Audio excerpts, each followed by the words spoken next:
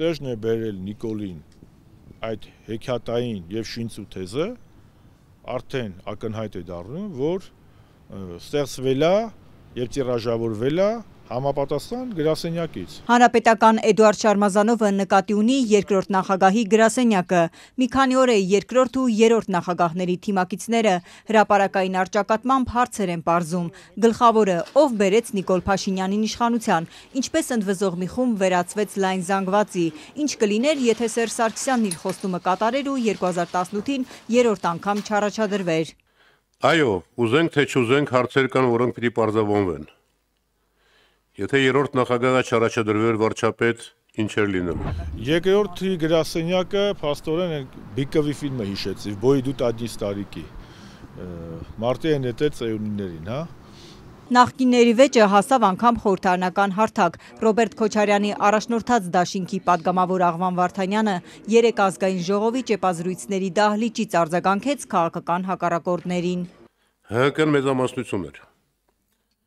Կարող է ինչ հանձնել։ Իրենք են ասել, եթե իմանայինք այսպիսի հետևանքներ են լինելու, այլ կերպ կվարվեինք, ավելի վճռական կլինեինք։ Հեղափոխություն կոչվածը նախ եւ առաջ արտաքին ուժերի ճնշումների գունավոր հեղափոխության եւ Հայաստանի ներսում քաղաքական բազմաթիվ դերակատարների հանրապետականի ու Սերժ Սարգսյանի նկատմամբ կեղծիք սուտ տարածելու արդյունք էր։ Նախկին նախագահների թեժ բանավեճը շարունակվում է թիմերի առանցքային դեմքերի մակարդակով։ ՀՀԿ-ից Արմեն Աշոտյանն է ծավալուն հոդվածներով վերլուծում դեպքերի զարգացումները, ակնարկում 2018-ի հանրահավաքներին Քոչարյանի մերձավորների մասնակցության մասին։ Սերժ Սարգսյանի հետախուզվող փեսան Վատիկանում նախկին դեսպանը խառնվեց Փաշինյանին բերողի ուրվականի փնտրտուքին։ 2018-ին հեղափոխություն է եղել, Facebook-յան իր էջում գրել էր Միքայել Մինասյանը։ Երեկ էլ արդարացման նոր թեզ։ Իշխանությունը հանձնել է ժողովուրդը հեղափոխության միջոցով։ Հեղափոխություն լինում է ոչ արդյունավետ կառավարման արդյունքում։ Իսկ ո՞րն է եղել արդյունավետ կառավարումը ըստ իրենց։ Ինքը եղել է մի քաղաքական ուժի ներկայացուցիչ այն ժամանակ գոնե, որը շատ երկար ժամանակ հանրապետականի հետ եղել է կոալիցիայում։ Հարգելի ընկեր Աղվան, այդ որ երեք այդ թուղթը ձեռքդ բրիֆինգ էր տալի։ Հիմա դա անձնական հավատարմության դրսևորում էր,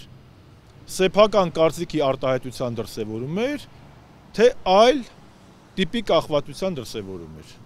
Թե ինչու հանրապետականը արտահերթ ընտրությունների չգնաց, Արմեն Աշոտյանը խորհուրդ է տալիս հարցնել նրան, ով Սերժ Սարգսյանի հրաժարականից մեկ օր առաջ մեկուսարանում հանդիպեց ընդդիմության առաջնորդ Փաշինյանին։ Հանդիպողը վարչապետ Կարեն Կարապետյանն էր։ Հիմա ինչ որ մարդիկ տողատակերում ու արդեն նաև բացահայտ փորձում են Կարեն Կարապետյանին մեղադրել։ Ազնիվ չէ։ Որն է այս հրապարակային վեճի նպատակը, ինչ են շահում դրանից նախկին նախագահների թիմերը, որ Փաշինյանի իշխանության դեմ պայքարի հրապարակային հարթակներում միասնական են եղել։ Ջենտլմենական չէ, էլի, մարկանց հետ 7 տարի շփվեք, խրամատում կռվեք, նիկոլիզմի դեմ պայքարեք, հենց մենք կանգնենք ասենք կոնկրետ ես եմ մարդ ու ես տուեն ով որ կասի Սերժը կամ հանրապետականը նպատակային բերել է Նիկոլին, իրանք ասեն, ցավը տանեմ Շարմազանով ջան, մենք դրա հետ կապ չունենք, իհարկե, բայ, այդ շան տղեկը ցես բանին ասում, մենք կապ չունենք, մենք էլ հիմա տեսնում ես, որ ոչ մենք կապ չունենք, իրանք են գեներացել։ Արձանագրել տարանջատումն ու գործել գլխավոր ուղղությամբ։ Երկրորդ ու երրորդ նախագահների թիմերին հորդորում է Ռոբերտ Քոչարյանի թիմակիցը։ Գլխավոր խնդիրը Նիկոլն է։ Ցանկացած զիջման գնով իշխանության մնալու նրա գենետիկ հիվանդությունը։ Հիմա Նիկոլ ամենացածր վարկանիշն ունի։ Բնականաբար քաղաքական հիմնական ուժերը դիրքավորվելու, իրենց կարողությունը մեծացնելու խնդիր են փորձում լուծել։ Եթե համախմբում հնարավոր չէ, տարանջատվելն ու մոտեցումները հստակեցնելը մյուս ճանապարհն է։ Նախ մենք միաձուլված չենք եղել, որ մի հատ էլ տարանջատվենք։ Եթե ոմանք մտածում են ընտրություններում շատ ձայն հավաքելու մասին, մենք ես ու հանրապետականը մտածում ենք հայրենիք ունենալու մասին։ Տարանջատում հանուն ընտրության, այսպես է մեկնաբանել Աղվան Վարդանյանի տեքստը Արմեն Աշոտյանը։